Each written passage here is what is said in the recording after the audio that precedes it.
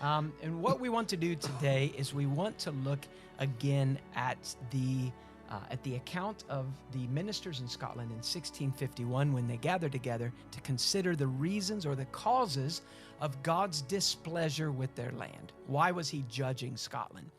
And the answer they came up with was the sin of the land. Strangely, for us today, their next choice, their next thought was, but it's not the culture out there that rejects God that is first to be dealt with, it's the church. And in dealing with the church, it's the ministers. Yeah. And so the ministers themselves spent many days in this conference together, considering their sins. And as Steve mentioned in our previous episode, how deep, how wonderfully penetrating. This is the opposite of kind of just a quick list of, we haven't been perfect. This is quite a soul-searching list, and we are only going to be able to pull out a couple. And so we're going to get to that today. And so this is taken from their statement in 1653 when they actually published their document, The Sins of the Ministry of Scotland, where they said they wanted it to be clear. They wanted to justify God's judgment of Scotland, that he was right in how he was treating them. And they wanted it to be clear how deep our hand is in the transgression of the land, which is quite a wonderful picture of a truly godly leader. And as we mentioned last time, application far beyond just ministers. Yeah. Anyone who has spiritual influence, who has been trusted with the Lord to influence younger believers, to teach in Sunday school, to teach, in Christian schools, homeschool your own children, dads and moms, husbands, just so many applications. Well, yeah. Steve, why don't you kick us off with one that you felt was particularly helpful? Would love to. One of the first ones, I think this actually may be the very first one, lightness and profanity in conversation. And I think the use of the term profanity there is not the way we would tend to think of it today. It's not cursing. It is the lack of respect for the sacred. It's the worldly.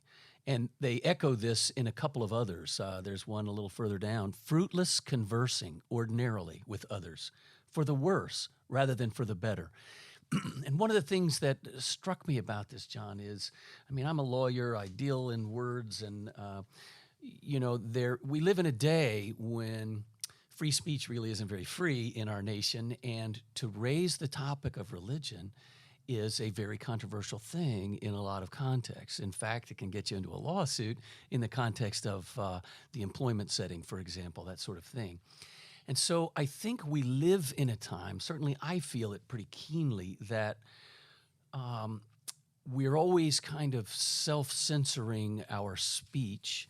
You go on an airplane or you're just engaging in conversation with a stranger for the first time, and the temptation is to ratchet everything down to the lamest level, the banal. You can talk sports, maybe, if you don't have a rabid fan, but to talk religion, and sometimes even with our brothers and sisters in the church, it's not an easy thing to take seriously that our words are deeply impactful, whether for good or for evil, for really, as this one says, conversing ordinarily with others for the worse rather than the better, and to really give thought to what we say to one another in the limited time that we have with one another, and what a profound difference it can make in the spiritual life of an entire nation, ultimately. Yeah, we at the church where we attend, we have lunch every Sunday. And that's always a concern. Do we use this time of just friendship? Yeah.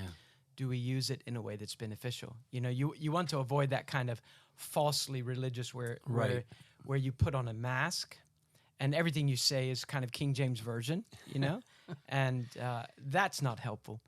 But that kind of walk with the Lord, and then the carefulness that you mentioned, on top of that, because it doesn't just naturally happen, effortlessly. It is not natural. Even when we walk with the Lord, though we do want to talk about the Lord when we walk with the Lord, but even then, there is care required so that how I speak to the person across the table from me, I am thinking, what would really be lastingly beneficial and not just casual? As Proverbs puts it, a word fitly spoken is really a special thing.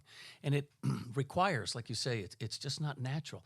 Requires forethought, requires sensitivity and insight, often given by the Holy Spirit himself, to where that person is, what kind of struggles they're dealing with, and the like. So just to take our words seriously, that this is a tremendous gift we've been given, but a great responsibility, just to be able to converse with one another as our daily walk transpires.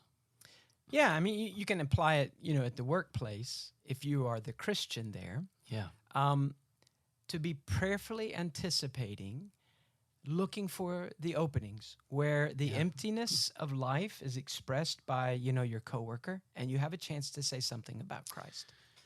Richard Owen Roberts shared with us some years ago when he was at the church that whenever he boarded a plane, he would pray about the person he was going to be sitting next to and for an opportunity to speak words that would have a lasting effect to that person. I've employed that often, but I can't say every time I've boarded a plane. It's a sobering thought, too.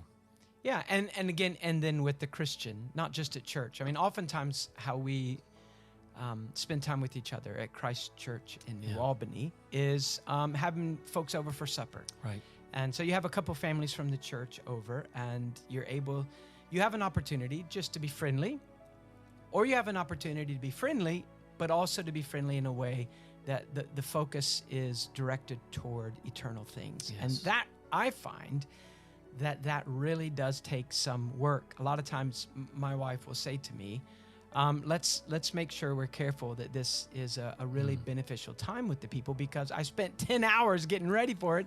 And if we're just going to, goof off, which I'm often guilty of, then why did we invite people over? Yeah. So it does take some care. And they saw this as a genuine sin, that there was something wrong in my heart that led me not to be careful. Thank you for watching the clip. We hope that it was helpful for you. If you want to hear the full audio of that podcast, you can find it on any of your favorite podcast apps.